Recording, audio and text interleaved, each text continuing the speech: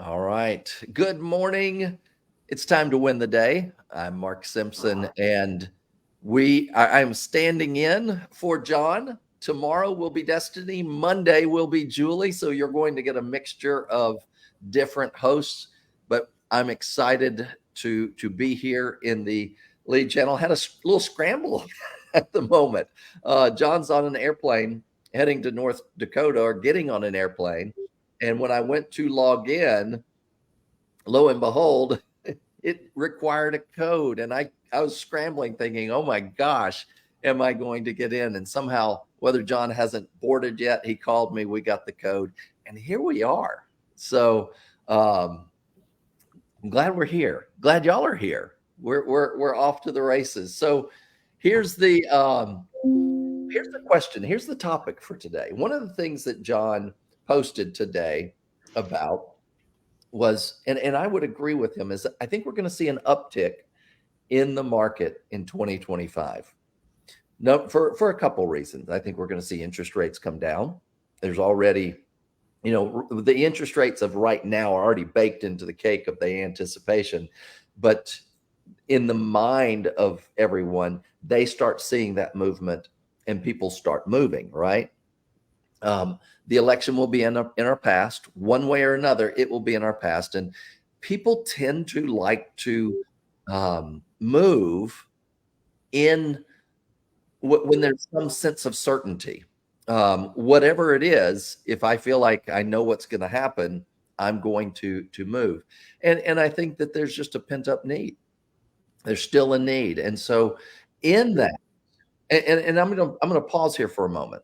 Would y'all agree? Are you seeing some of those things happen in your conversations? Yeah, I'm seeing movement. I'm seeing some pickup in activity, and in speaking with lenders, a pickup in applications. I know that the group that is least active is one that is dependent on mortgages, but also people who are paying cash have a bit of a hold on, wait and see. Let's going to see what happens after we are done with the election. So yes, I expect that there's going to be an uptick in activity fourth quarter, first quarter. Perfect. Destiny, as you're calling around, what are you noticing in the conversation? I've seen more of a curiosity. People are kind of starting to lean more towards, hey, we have been thinking about it, versus a hard no. So I've seen that curiosity, wanting to ask questions, wanting home value information if they were to decide to sell. So I see a sense of they're thinking about and straddling right now. But yep, it's heightened. And those of you who are watching and streaming with us, let us know, what are you seeing? Because we've got people from Alabama to New York to Navarre and all across the fruited plains. Let us know what you're observing in that. Now, what do we do in getting ready for this? And I think that the big thing that we need to do in preparation is, what benefits can I bring? I need to be thinking in terms of, this is a customer service business. At the end of the day, as realtors, our job is to help our clients get what they want. And it's a sale, it's a buy. That's it. What benefits can we bring? And so it's very important in our preparation to really be dialing in our skills and our customer service value that we bring. Back during COVID, people are going to just start rolling their eyes. Back during COVID, I remember when you didn't have to. But this is a skills-based market, and this is a service-based market. And if you're lacking there, people are going to go where there's value. And so the most important thing that you can be doing is make sure that in the midst of lead generation and lead follow-up, you're always working on your business and the benefits that you can bring to reduce the stress, to avoid the pitfalls, to know what some of those problems are, and you're skating to where the puck is going, not just reacting to where the puck went. All right. So that's the first step. But then as you're preparing, here's a couple questions John raised. And it's what is your special gift? As you begin to differentiate yourself in the market, I think it's important that you dig into, what superpowers do I bring to this equation? Because if all you do when people ask you what you do is you tell them that I'm a realtor. I'm just a realtor, not just. They're going to lump you into the category of just another realtor. Here on the Emerald Coast, we have so many, and if you say, if somebody says, "What do you do?" and you say, "I'm a realtor," they're going to go, "Yeah, you and everybody else. You're going to hit a realtor." But if you can communicate your special gifts, you're breaking out from the crowd. And that one of the illustrations I use is, if we watch Charlie Brown, do we know what Charlie Brown's parents sounds like? Not their distinct voice. They just sound like a wah, wah, wah, wah, wah, wah, wah, wah. And if you say you're a realtor and you're not highlighting your special gift, you're just going to fall right into the Charlie Brown noise. The second thing that you need to know is, and maybe your special gift is you have an ability to market through social media. Maybe you have worked on major projects in a previous career and you're great at project management. Maybe you were an HR manager and you know the process of moving in and out of a community and moving in and out as a result of business. Those are all things that can translate into a special gift for real estate. Destiny, Julie, what are y'all thinking on that? We both pause. Everybody's different. And I think one of the things that, John was alluding to is that each one of us is an individual. So, as we're anticipating a fourth quarter, first quarter pickup in activity, is to do some reflection and really look at, who am I? Not how does it relate to the market? Who am I? What's my story? Where did I come from? Where did I grow up? What are my skills? Whether it's parenting or a type of work that you've had, or just, what have you done that makes you different? And how does that help you? Because what people are really looking for when they're buying or selling a home is peace of mind and someone that's going to give them calmness and guide them. And so you have to take your gift, whatever that is, and apply that to the process.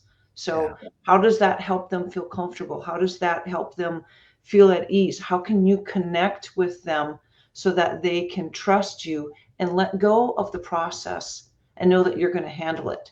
So as we're, right now anticipating getting busy, in addition to contacting our database and trying to ABC, fire, hot, warm, decide what the pipeline looks like and how frequently to contact the people that matter that are going to be doing something quickly. How are we going to stand out to help them and want them to choose us? How will they decide to choose us versus us wanting them to choose us? And I think telling that story, Destiny, I think about you for years took care of special needs children. Right. And so that's your history. That's your story. And you can talk about the uniqueness of every buyer and seller has special needs, not in particular like to what the children, but your heart is attuned to the special needs of those that you serve. And that it's actually, I'm sorry, I didn't mean to interrupt. No. I was saying that it's actually helped me in some of my dealings with certain families who do have children with special needs. I've ran into that a few times where when I go into their home, most parents are kind of skittish, hey, but I know how to interact with that child. And that helps win the deal over in a way, because I have that understanding of that need for that child when they're going through a moving process and they're seeing their home being packed up and just being a little ahead of the game. So I think pulling in from what you've done in the past can help what you're doing in this business for sure. Love it. Love it. Julie said that she had a very busy open house last Saturday. So this is boots on the ground in the market, multiple offers coming in. Y'all, the market, there's still activity right there, right? We do have people watching from New York City. That's you, John. Glad you're here. So in the process of building, we need to ask, what particular set of skills, not to sound like Liam Neeson, but I have a particular set of skills, do I bring to the equation? And how do I use that in real estate? I spent 22 years as a marriage and family therapist. I have used that those relationship skills and the communication skills. But when two parties aren't on the same sheet of music, to singing off the same sheet of music, to bring them together to find those common goals, that makes a difference. But at the end of the day, you've got to then talk about it. You've got to tell people who you are and why it's a benefit to them. Now, I want to be real clear here. This isn't all about you. This is about how you can serve them. If you've never read or engaged with The Hero's Journey, it's a process of storytelling. And it's an arc. And I want to challenge you to go look at The Hero's Journey and see the arc of leaving the ordinary and a call to the unknown and going through the trials and the challenges and sometimes death and resurrection and transformation and return. Here's the thing, is all your clients are on a hero's journey. And a lot of times realtors make the mistake of making themselves the hero on the journey rather than that client the journey. You find your special skills as the guide to help them accomplish their hero's journey. And they're going to love you helping their story resolve. And I think that's a big part of it. What do you think here? Well, I mean, I'd say at this time, don't dismiss your past and think that what you're doing or what you have done doesn't apply to real estate, because all of your skills are going to mesh with whatever it is that they're going through. And if you kind of look at what you've done, where you've been, what your path is, especially the bottom of the curve, when you've had tough times, when things have not gone well, when you failed, those are the times that you learn the most from. You'll hear from everyone from Darren Hardy to I'm trying to think of some of the Jim Rohn, Zig Ziglar. Thought later, You're going to hear from all of them that they learn. Michael Jordan, they learn when they fail. So think about your life and think about some of the toughest times, and just kind of write down some of the lessons you've learned, or just parts of your life, what you did, because that'll prompt you to think about it. Then when you're working with clients, it's easier to just listen to where they're at and to be curious and to ask questions, because you can relate to it. And when you're in the mindset, and what real estate frequently is serving others and meeting needs, figuring out what is it that they need, you can draw from your skills to help meet their need.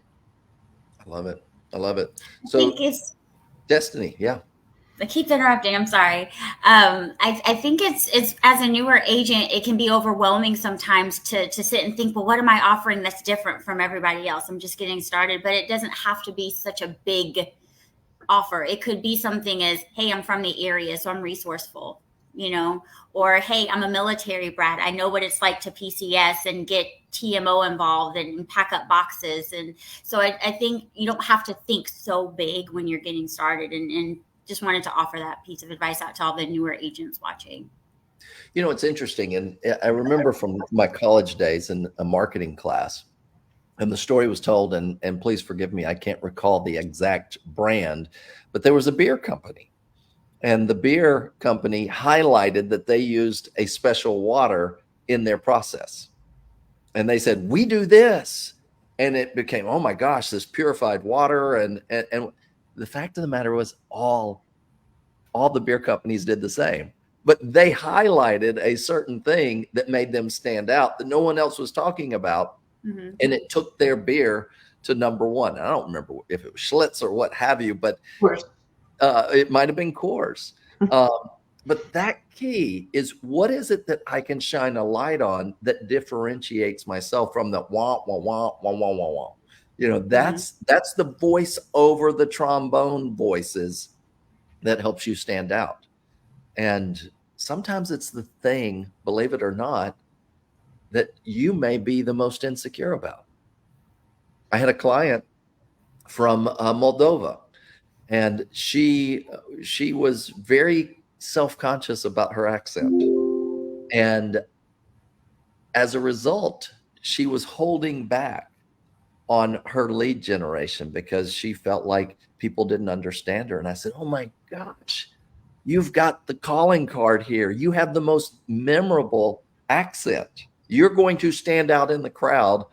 And this was at the time in Mississippi. I said, you're going to stand out in the crowd of a bunch of rednecks. And she began to lead with that. And she became memorable. She's gone on to be, she's massively successful, has her own brokerage, has made millions of dollars, but she got over something that she was insecure, and she painted it red. And people loved the story of her triumph because she came here with nothing and ended up, as she began to tell her story of overcoming from nothing to success, people wanted to be in business with her. And so it flipped the total script. I always say, if you can't hide it, paint it red. Stand out with that. Yeah. Listen, ask questions. That's another thing I would say is, there have been times when I've gone to a listing presentation, for example, and I did not get the listing. And it's always important, whether it's a buyer or seller, to ask them, why did you choose the other agent? And, and be open and really curious about what that is, or what could I have done differently, said differently. And I remember one time getting the answer that, well, this agent lives in the neighborhood, and I lived right down the street from the listing.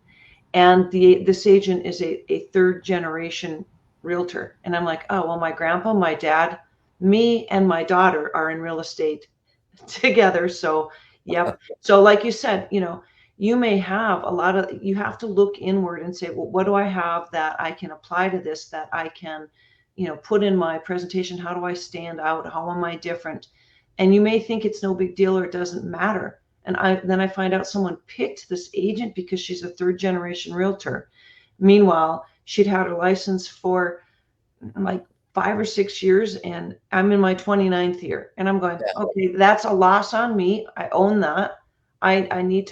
You need to give yourself credit and highlight those things. Love it. So once again, Destiny, what would you add? No, I don't have anything else to add. I like the point that you made about pulling on your insecurities. It made me think, when I was little, I hated my name. I wanted to change my name so bad because nobody would ever get it right. When I was talking to them, they'd call me Stephanie or Tiffany. They heard everything but Destiny. But now in this business, I'm so grateful my parents gave me my name, because people remember, oh, Destiny, yeah, you called me last time. You were doing these same calls. I remember that name. So, so grateful for the name that I used to hate, because it helps in this business big time. So I love that. When I was in college, I worked at Sears in the home improvement department, and we sold a lot of air conditioners in Mississippi, and we worked on commission. And people would call up, ask if you had so much BTU, what have you, and we'd say yes. Come in when you come in, ask for Mark, and they'd come in and they say, I talked to somebody on the phone. Who was it? I don't remember their name, but you'll do, and you'd lose out on commissions. And I figured out real quickly, I got to do something to stand out. And so when I would say, all right, are you coming in? Yes. Ask for the guy with one arm. They never forgot that. And they would come in, they said, guy with one arm. Oh, Mark. And I was the number one salesperson because I stood out. And so that's my painting it red. And so you're looking for that. So just summing things up. First, as we're in this phase, begin working on the benefits that you bring. Tighten up on your customer service, because at the end of the day, we provide service, we provide information, we provide access.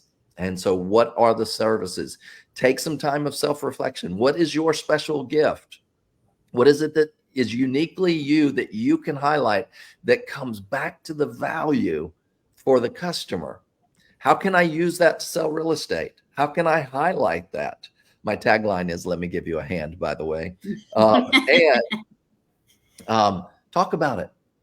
Tell the story. Get it out there, so that in the world of a bunch of blah, blah, blah, blah, blah, you stand out and your voice is heard, and people know your story and why it matters to them. That's how you're going to win the day. So let's check out our comments real quickly. Kyle, thank you. Good stuff. We appreciate you. You drop gold nuggets here for us all the time. John loves your name, Destiny. I don't think he's talking about my name. And you already responded to him. So, hey, gang, let's go win the day. Let's make a big difference. and let's stand out. People are needing our services more now more than ever. They need a servant heart. They need people that are committed to the clients winning the day. And you are uniquely positioned to do that. Run with who you are. Let's go win the day. And thanks for being here. By the way, make sure you like, make sure you share, make sure you tell 3 other realtors about this. And tomorrow, Destiny, you're going to lead the show. Woo! You're going to head this up. And that's it with exciting. A bang. On Monday, you're going to be in the captain's chair. And y'all show up. Let's have fun. Thanks so much for being here. Take care. See you tomorrow. Bye, guys. Bye-bye.